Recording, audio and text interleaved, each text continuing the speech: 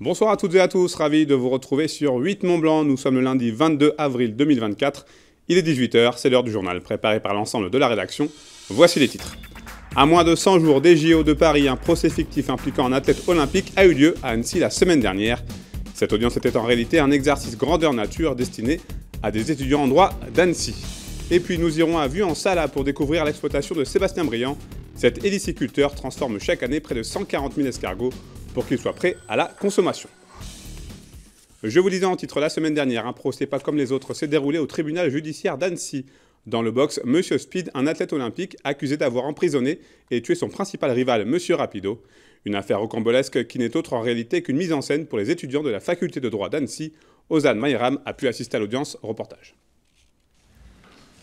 Une vraie salle d'audience et de vrais magistrats, certes, mais des étudiants en deuxième année de droit en guise d'avocats et de procureurs. Plongés dans une situation fictive, construite de toutes pièces autour des Jeux Olympiques 2024, les étudiants de la faculté de droit d'Annecy ont pu s'exercer en conditions réelles. C'est un enchaînement de mensonges et de calomnies plus fous les uns que les autres. Une expérience hors du commun pour ces étudiants qui ont pu mettre à profit le savoir engrangé durant leurs 2 premières années d'études. Ils ont été très bons et honnêtement, j'ai été assez admiratif et époustouflé de leurs prestations. Et comme je leur disais, il y a une fierté à voir justement ce qu'ils sont capables de faire à la fin de leur deuxième année de droit. Cet exercice grandeur nature est rendu possible grâce à un partenariat entre le tribunal d'Annecy et la faculté de droit, une plus-value importante dans leur cursus puisque cet atelier théâtral est une manière ludique de s'imprégner des codes de la juridiction et de se confronter d'ores et déjà au monde professionnel.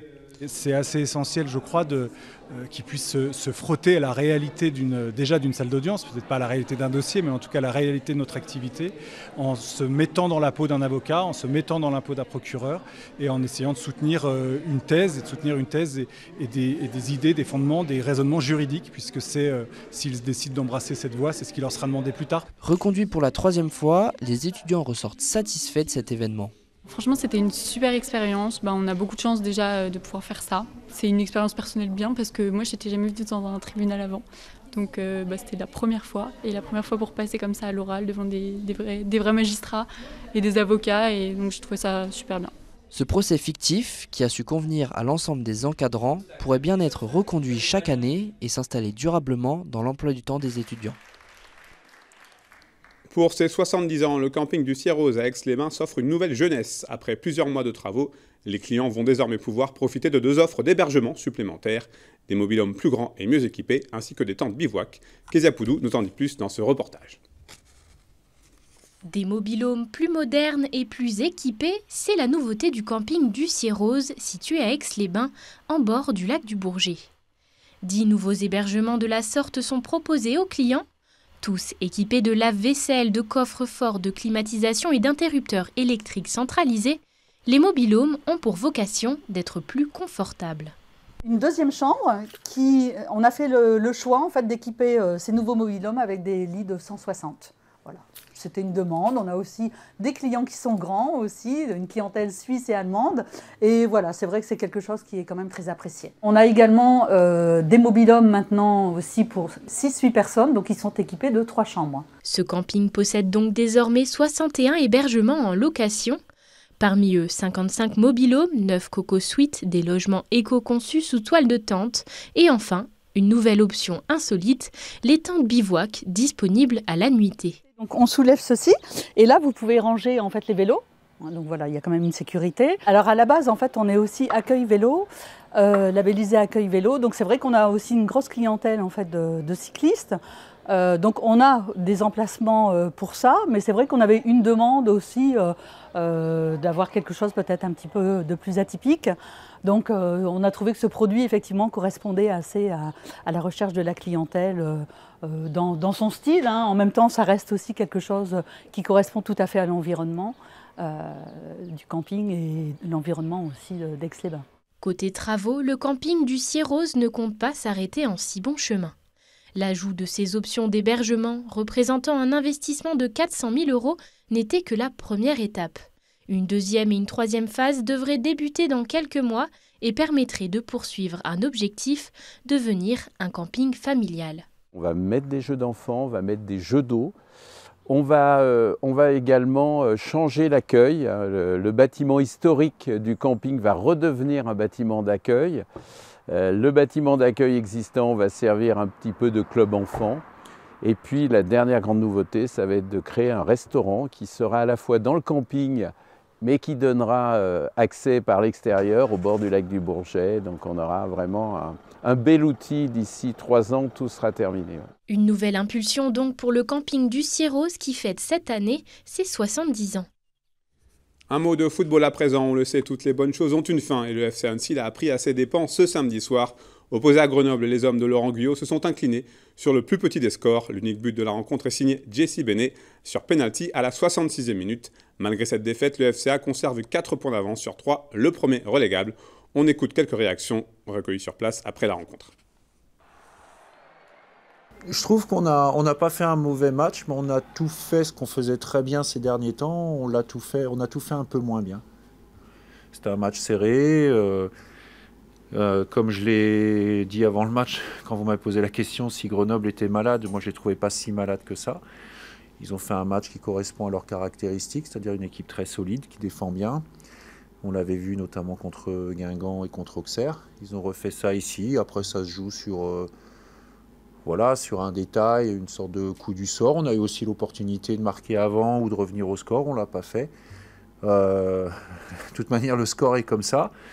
On aurait aimé offrir à nos supporters cette première victoire contre un voisin, puisqu'ils sont vraiment très très proches.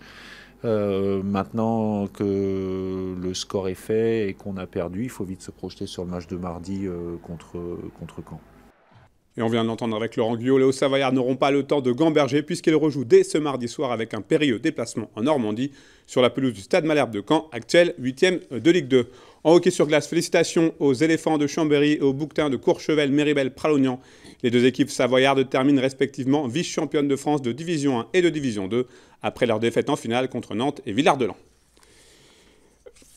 Ils sont un peu moins d'une dizaine à exercer ce métier en Haute-Savoie. Depuis 2004, Sébastien Briand est devenu héliciculteur à Vue-en-Sala. Sur son exploitation de 600 mètres carrés, il élève plusieurs centaines d'escargots avec l'objectif de les récolter en fin d'année.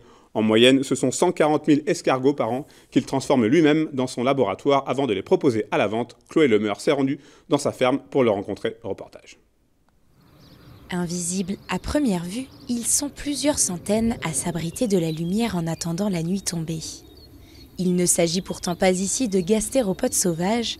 Depuis 2004, Sébastien Briand est devenu héliciculteur. Sa mission, élever des escargots pour les transformer en produits de consommation. Une tâche qui implique une surveillance quotidienne, mais pas seulement. Il y a la phase de nourrissage, je ne sais pas le mot exact, mais on va nourrir les escargots et on va les arroser. Il faut les stimuler pour qu'ils mangent tous les jours. Dans la nature, l'escargot ne va pas manger tous les jours, il va manger que quand il pleut. Là, il va pleuvoir tous les soirs, ce qui va permettre d'accélérer sa croissance. Et ça, c'est de mai à octobre. Au total, 200 000 escargots sont répartis sur les 600 mètres carrés de son exploitation à Vue-en-Sala. Ils mettent en moyenne 6 mois, de mai à octobre, à atteindre leur taille idéale avant d'être cuisinés. Mais parfois, malgré une nourriture renforcée à base de consoude et d'herbes, certains mollusques à coquilles ne sont pas assez gros pour être ramassés. On est au mois d'avril, ceux-là sont restés tout l'hiver à l'intérieur du parc. Ils vont profiter d'une deuxième saison pour grandir, mais à la fin de cette saison, je vais me retrouver aussi avec des petits comme ça. Et ces petits escargots-là vont être mis en hibernation dans une pièce où il va faire entre 4 et 7 degrés, c'est la température d'un frigo. Et la deuxième année, eh bien, je vais les ressortir comme en ce moment pour qu'ils fassent leur deuxième année de croissance. En dehors de cette phase d'élevage, l'héliciculteur s'occupe lui-même de transformer les escargots dans son laboratoire avant de les proposer dans son espace de vente. Ses produits phares sont la croquille et les feuilletés farcis, mais le professionnel diversifie aussi son offre en fonction de ses récoltes. Les conserves, c'est plus facile à transporter. Je pense aux personnes qui sont de passage de la région. Eux, ils vont repartir avec une recette comme l'escargotine, une mousse d'escargot. L'escargot qui a été haché en petits morceaux et remélangé au beurre persillé.